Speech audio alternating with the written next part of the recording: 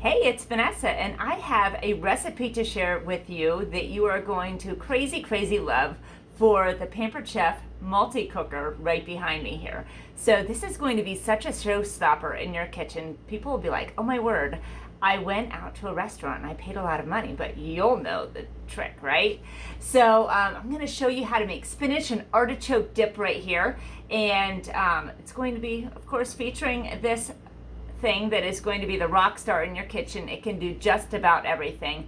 But let's dig into this amazing app that perhaps you've had at your favorite restaurant, or I'm going to give you some other ideas for it as well. I'm actually going to be making it for dinner, and I'm going to have it with grilled chicken, put it on top, maybe eat it on a bun, maybe without, maybe with chips. However you eat it, maybe you just like to eat it by the spoonful. We're not going to judge here, okay? So let me just get started and show you how this is going to work. So one of the items that I wanted to show off is the ceramic pot. So you do not need to use this. You can just make it all right in the multi-cooker, okay? Just right in this this removable pot. You do need to always have that in there. Don't forget that, okay? And one thing that I need to show you is there's this hole on the back here that holds your lid, so you don't, if you're cramped for space like what I am, just prop it right inside there. It'll stand up, you'll be good to go, and you can just dump things in, stir when you need to, and you'll be good, okay? But we're gonna use the ceramic pot today. So you can buy this individually to go in. This fits the multi-cooker. It also fits the quick cooker if you have one of those. This is just gonna fit like everything, okay? So I'm gonna tell you a little trick, because when I don't read instructions. I just have to be honest with you. I don't read instructions. I wait for other people to tell me what they've done wrong so I don't do them.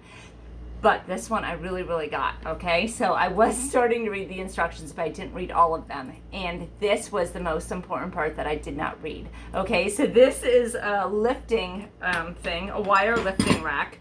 You need to use this. Otherwise, you're gonna be like, I can't get my fingers down inside there to lift this out, okay? So don't be me, all right? So I'll tell you, but you wanna put this trivet down right inside. We're gonna put that in there. It's just gonna hold it up a little bit too. So here is a fun thing for you to know. So if you wanted to do separate recipes, like a meat on the bottom and say rice or vegetables in here, or even mashed potatoes, mac and cheese, whatever you want your side to be, you can cook both at the same time. I'm not doing that with this, because there's a big difference in the time that it's going to take for this recipe versus like the chicken that I'm going to be doing, okay? But you totally can cook two things at the same time. Just kind of stab this right on top of your meats, okay? So we're just gonna put that down on here. Now we're gonna get started with filling up the stuff. So the first thing that we needed to do is to press some garlic. So I have two things of garlic here to show you, and I don't know, maybe you're a garlic person, maybe you're not. I know this is about the multi-cooker, but I need to show you these. So this is when you look at the root. There is one from the store, and here is one that I bought at a grower's market. So if you can actually see the root like this, this is one that has been grown domestically. The ones where the root has been cut off, these have been imported, okay? So there's your fun fact. So you can say, I would like a domestic head of garlic, okay? So let me just pull 3 of these off. We're gonna use the garlic press here. Just put them right in there. I don't even peel it, so you don't have to have your fingers smelling stinkeroo. You can just put them right inside here. This is gonna pull the skin off as it's working, okay? So we'll just kind of push it right there. Now this does come with a little brush. It looks just like a Barbie brush, so mine has been lost for years, okay? So I'm just gonna kind of throw that to the side here, just put the third one in. This gets all of the essential like flavors and yumminess out of your garlic. So if you're getting your garlic out of a jar, get yourself one of these. Plus, then if you had to use your finger to get it out because you don't have the tool like I do, which P.S. we do sell as a replacement part, you can just rub your fingers on this and it's going to neutralize the stink, okay? So that is our garlic. Now we need to add some, I'm actually gonna wait and put the chicken broth in last just because I don't need anything splashing out at me.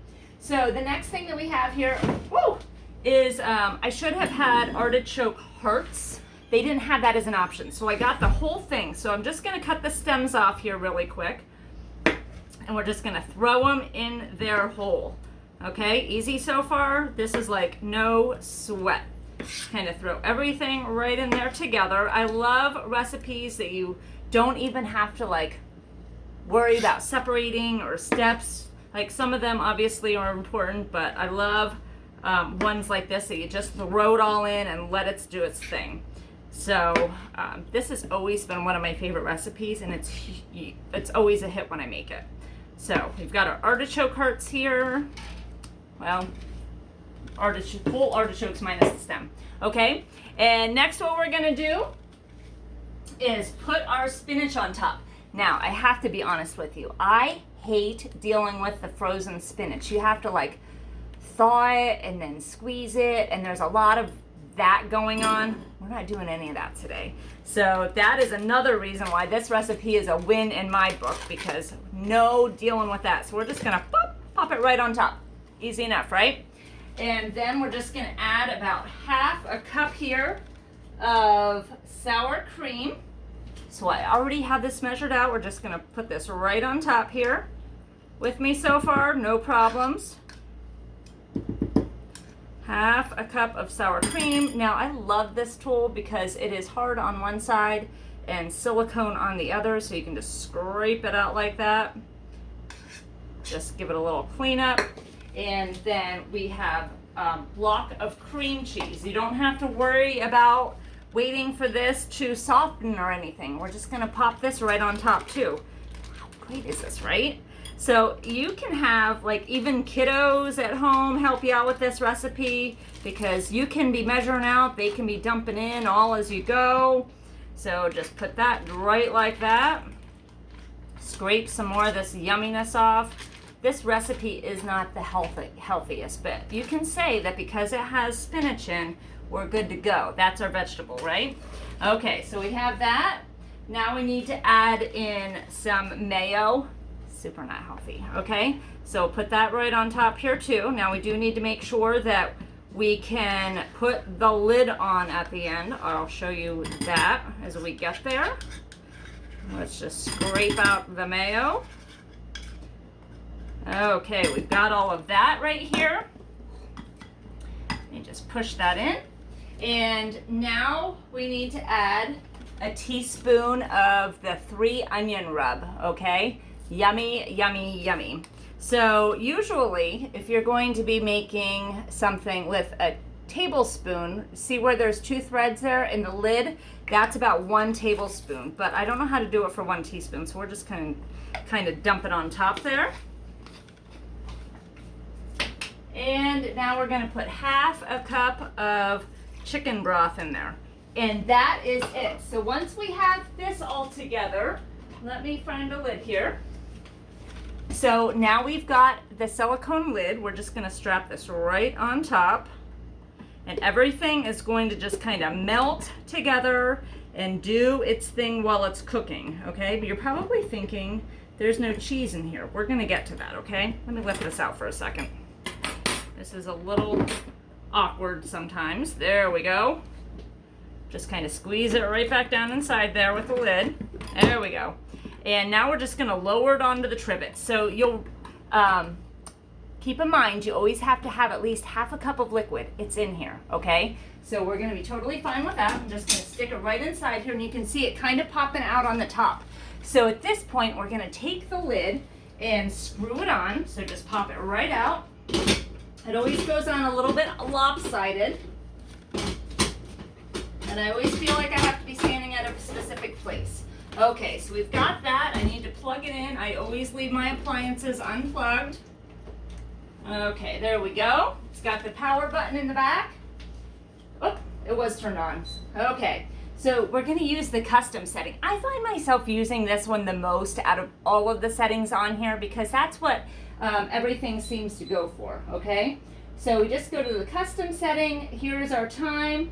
We're just gonna kind of spin the dial down to 4 minutes. Keep in mind, it does need to come to pressure, and I'm gonna press start, okay? That is it, okay? Now, when the timer goes up and it's like almost time to eat the deliciousness, what we're gonna do then is grab the trusty salad choppers. If you don't have these, you have to get them. These are like one of my 2 peer pressure items that I always tell people you have to have in your kitchen, okay? So these are the salad choppers. I always hold them like this. It's just easier because you can really dig in the bowl and get everything down. So this works great for chopping up those artichokes. It also is great for shredding your meats and different things like that. And of course, vegetables and salads. It's in the name, right? So always use these for things like that are in your pressure cooker or even in your slow cooker or your crock pot. They work fantastic and you'll be like, oh my word, I love them, love them, love them. Okay, so once that is finished, we're going to keep it in there and we're gonna add the cheese. Now, don't judge me here, but I never shred my own mozzarella. I always buy it in here. And we need actually 8 ounces, which is perfect because that's what this bag is. I do shred my own Parmesan cheese. So I use the deluxe cooking blender and I just pulse for like 30 seconds and it chops up an entire wedge of Parmesan cheese. And I always just store it, okay? So you don't want to be buying the stuff that comes in the shaker. There's so many like anti-sticking agents like sawdust and things like that you don't want. You don't want the preservatives anyway. So just shred your own. Look at that. It's like glorious, right? Cheese, glorious cheese. So we need about 6 ounces of this. Just continue stirring in there. It's going to be all warm and bubbly and it's going to solidify and you're going to be like drooling the entire time, I promise. So I hope that you enjoy this recipe. Of course, I'll be posting it for you and enjoy. I'm going to grill up some chicken. Bye.